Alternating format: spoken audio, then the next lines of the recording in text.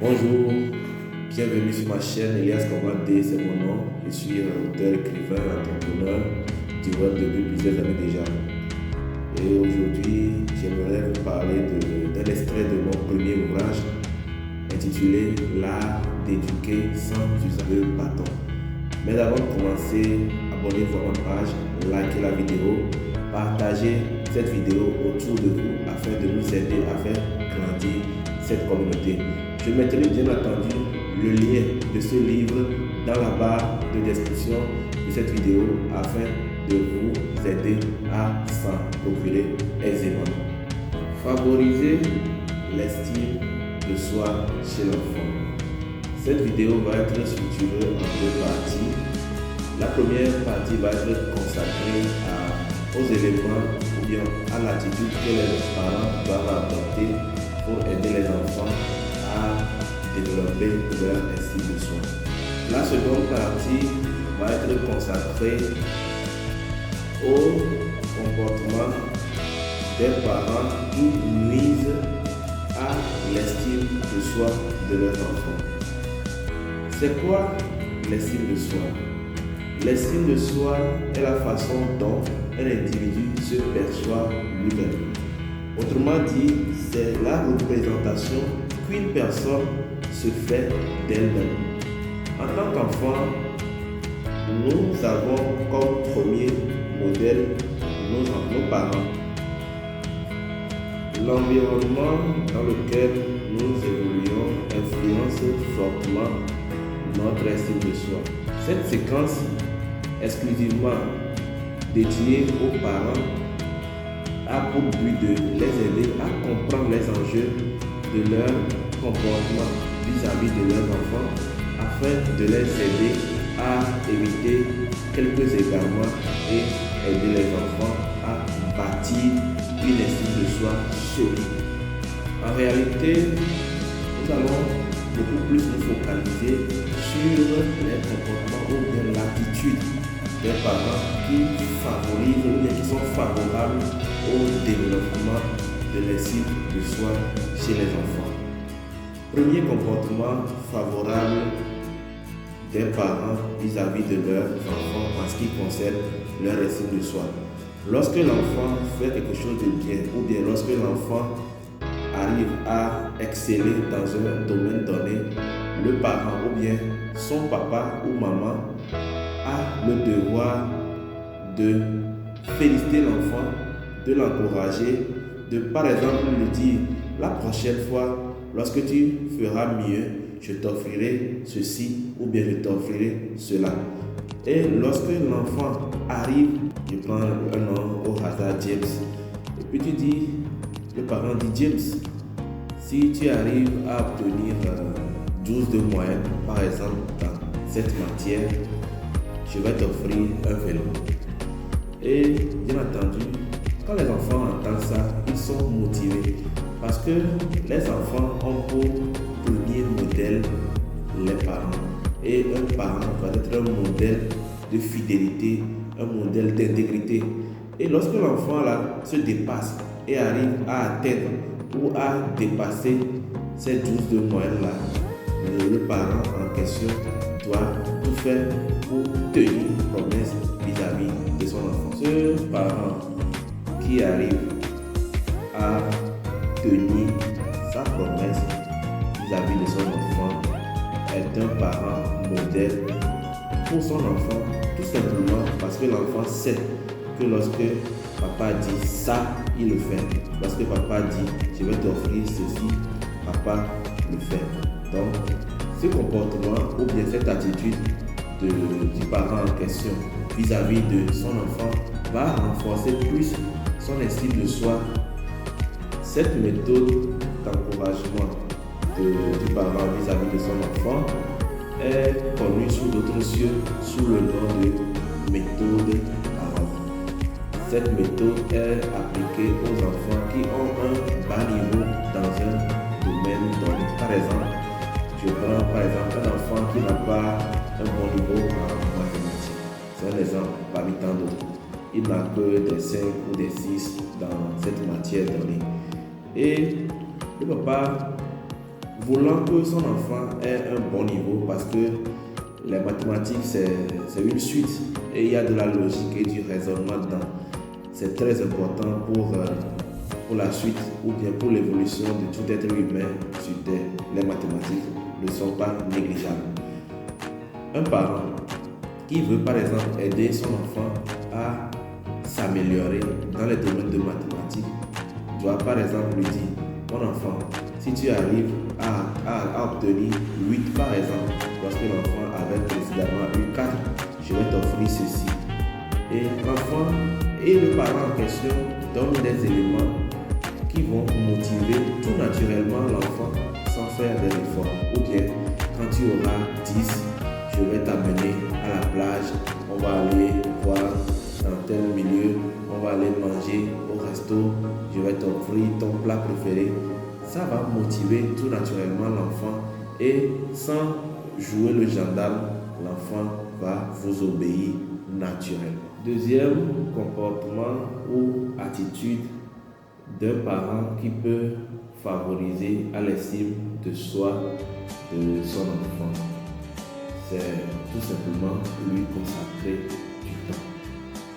Vous avez le devoir de consacrer du temps à votre enfant. En tant que parent, c'est vrai qu'on a des responsabilités, on est préoccupé par l'avenir de l'enfant, on veut tout donner, on veut lui faire souscrire à une assurance maladie, à une assurance études supérieures, mais l'élément clé dont un enfant a besoin, c'est que ses parents lui consacrent véritablement leur temps. Parce que lorsque vous consacrez du temps à votre enfant, cela lui permet, non seulement à lui, mais à vous, de tirer des liens forts, des liens d'amitié. N'oubliez pas que le parent est le premier ami avec lequel son enfant souhaite jouer. Et si vous ne dégagez pas, ne serait-ce que laps de temps en 24 heures à votre enfant, il ne pourra pas véritablement s'épanouir parce qu'il va passer son temps à s'amuser par exemple avec la nounou. Si la maman n'est pas occupée par un boulot formel, la maman va naturellement s'en occuper. Il est important de reconnaître que c'est la manière dont vous éduquez vos enfants à l'instant T. C'est de cette même manière qu'ils éduqueront plus tard leurs enfants. Raison pour laquelle vous devez tout faire pour offrir à vos enfants une meilleure éducation. Il y en a qui vont dire: mais c'est de cette manière mes parents m'ont éduqué. Et pourquoi vous me dites qu'il ne faut pas faire ci, il ne faut pas faire ça?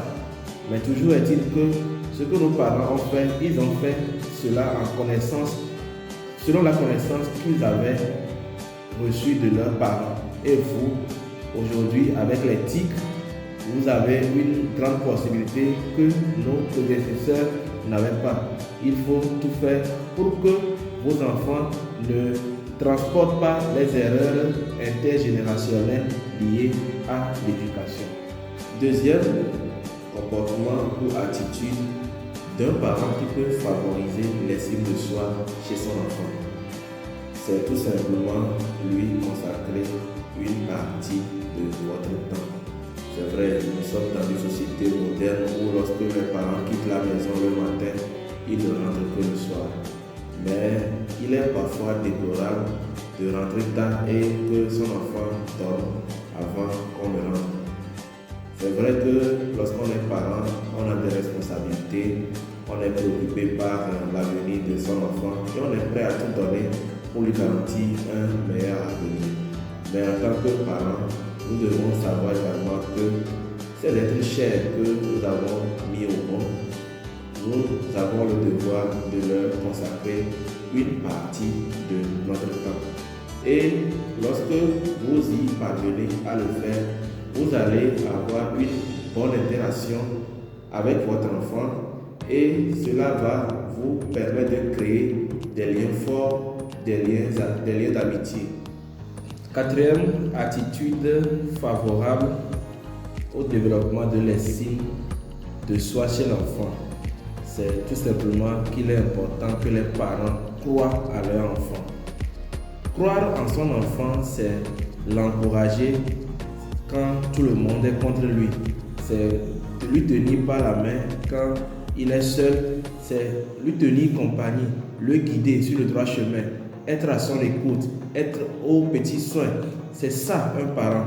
Et un parent qui fait ça et qui le répète sans cesse à son enfant, combien l'enfant compte pour lui, combien l'enfant est important, combien la réussite de son enfant lui est primordiale, cet enfant fera tout pour plaire à ses parents. Cela ne ressort pas du mérite, mais cela est très important pour que les parents sachent que soutenir son enfant, croire en lui, c'est un élément fondamental au développement de son estime de soi. Croire en son enfant et le lui dire est important. Parce que votre enfant, il y aura des moments où les personnes extérieures à votre famille vont essayer de vouloir limiter l'enfant. Ils lui diront, vous n'avez pas l'aptitude ou bien les aptitudes pour réussir dans tel ou tel domaine. Mais vous, en tant que parent, vous devez dire à votre enfant, mon enfant, si tu veux, tu peux. Mon enfant, rien n'est impossible dans la vie. Mon enfant, je crois en toi. Je sais qu'il y a une force qui sommeille en toi. Je sais que tu peux faire bien de choses. Je sais que tu as la capacité de faire de grandes choses. Première attitude ou premier comportement d'un parent qui peut dégrader l'estime de soi chez l'enfant, c'est vos jugements vis-à-vis de l'enfant. Lorsque votre enfant commet une erreur, vous n'avez pas le droit de l'appeler par son erreur. Par exemple, toi tu es un faux rien, toi tu es en train de gaspiller mon argent, tu ne sers à rien. De tels propos ne doivent pas être prononcés à l'égard de vos enfants. Il m'est arrivé une fois de tomber sur une vidéo de l'un de mes artistes préférés de la musique française. Et dans cette vidéo-là, l'artiste était en train d'enregistrer un son avec son enfant en studio. Et l'enfant qui apprenait à jouer au piano a fait une erreur. L'enfant a dit, papa, j'ai raté cette note. Et le père lui dit, mon enfant, tu as le droit de rater plein de fois. Cette vidéo m'a interpellé parce que là j'ai compris que ce parent en question sait que pour y arriver dans la vie, on a besoin de faire des erreurs. C'est avec les erreurs qu'on se corrige et c'est avec les erreurs qu'on apprend mieux.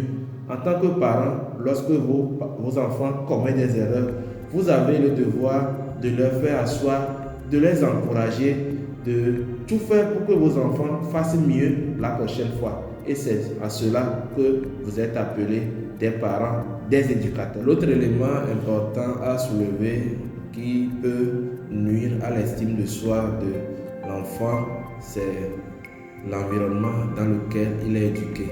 Il est de la responsabilité des parents de leur garantir un environnement sain, un environnement accueillant, un environnement au sein duquel l'enfant déploie ses potentialités, un environnement dans lequel ses efforts sont reconnus, un environnement dans lequel l'enfant est encouragé, soutenu et propulsé comme une flèche dans sa destinée, un environnement dans lequel le parent sait qu'il joue un rôle essentiel dans le développement de l'estime de soi de son enfant. Si vous désirez apprendre à en savoir plus sur ce qu'est l'éducation de vos enfants, je mettrai le lien dans la barre de cette description de cette vidéo du livre que j'ai écrit il y a 5 années déjà, intitulé L'art d'éduquer sans usage de bâton.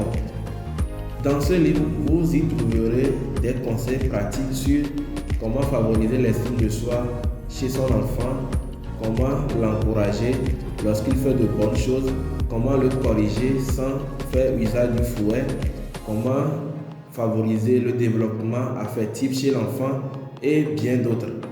Mais avant de terminer, j'aimerais vous remercier pour le temps accordé et je vous invite à liker cette vidéo, à la partager autour de vous et à s'abonner à la page afin de nous aider à faire grandir cette communauté. Sur ce, je vous dis à la prochaine.